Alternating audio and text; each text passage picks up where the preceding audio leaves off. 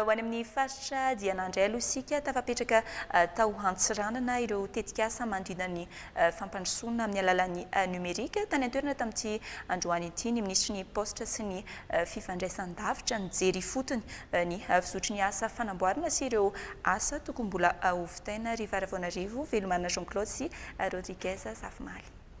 Efa mandeha eto antsiranana ny internet maimaimpona napetraky ny ministeran'ny poste sy ny fifandraisan-davitra.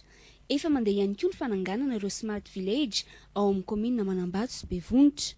Ny nomerika sy ny teknôlôjia vaovao fanohitry ny fampandrosoana isam-paritra hoy ny minisitra. Ny eto moa zany dia nisy ty hoe hotspot ty izay anisan'ny nangatahana izay napetraka eto amin'ity place fosy zany androany ity.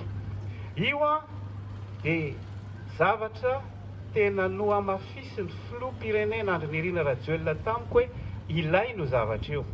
Ilaino zavatra io satria mbola betsaka ireo tanora ato amintsika, betsaka koa na vahoaka ara tsy mbola mikirakira an'ilay internet, zany hoe ilaina izy mikirakira ny eo internet io.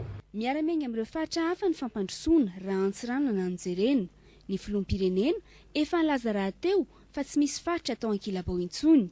Tsy nijano ho programa, tsy nijano ho velirano ireny nampananteneny finoareny na dia tagnatin'ny fotoagna sarotra, tagnatin'ny krizy ara-pahasalamagna dia miasa ny fitondram-panjakana. Fantatra teto fa hoavaozana ny biraon'ny postra eto antsiranana, anana endrika sy solitra vaovao mifanaraka amin'ny toetrandro.